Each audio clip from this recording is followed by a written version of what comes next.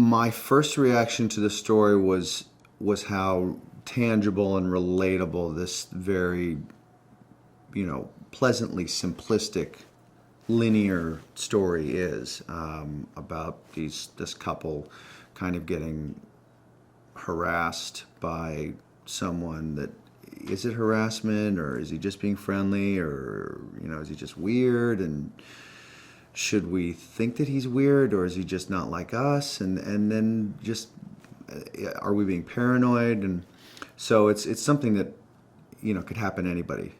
Well, my character Simon is a guy that knows Gordo from high school, and we've got a little bit of a history together.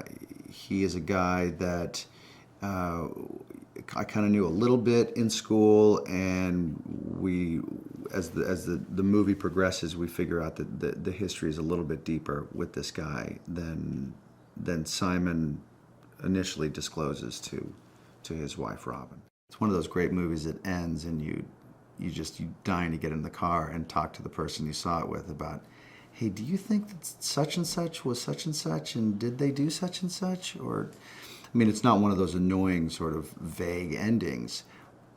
It just asks a question that is really interesting to debate. And also, did he deserve that or not? Who was the villain, and who was the victim? On one hand, I've always been interested in the idea of bullying and those kind of roles we played at school. And can remember, incidents of being on both sides of those things, and learning at quite a young age that I should never be cruel to anybody else,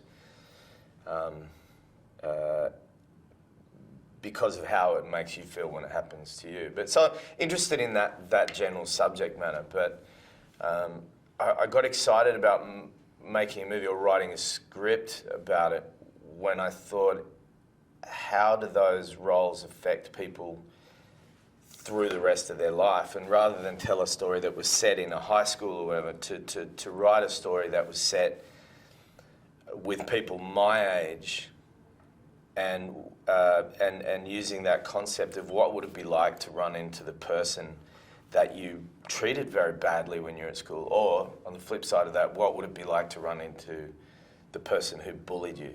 And then I thought, well, I should just direct it, and I'll throw playing the character away. And as I got closer, I kept dancing with the idea of getting rid of myself as the acting part of it and just concentrate. And then, I kept, secretly, I think the initial idea of wanting to play that character kind of was a little bit dominant. And when I realised I'd only have to do a small portion of the shoot as that character, it seemed more manageable to me. So I convinced myself that it was going to be okay. I can't tell you that along the way I was like, I wish I just had got someone else. But I'm proud of having done it now. And, in respect to my brother, who's someone I really admire and love as a director and a person, who had made movies before, who I knew going into it was going to be there on set on the days where I was in front of the camera, to give me that feedback, and that made me feel safe enough to do it.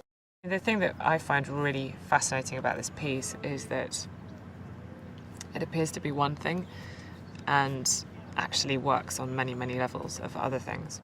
Robin didn't have an easy childhood. I spoke a lot about this to Joel, and it does come up in the script, but again, subtly. She was definitely bullied. She was definitely the outsider. She was definitely the shy, geeky one in high school who was picked on by the cool girls. And so she sees in someone like that, who doesn't find it easy to express themselves socially or whatever, not exactly a kindred spirit, but a certain amount of sympathy. And straight off the bat, she's able to talk to him more easily, louder, more confidently than you ever see her speak to her husband in the early part of the film, which is ironic. And so I think she thinks that he's a fundamentally decent human being.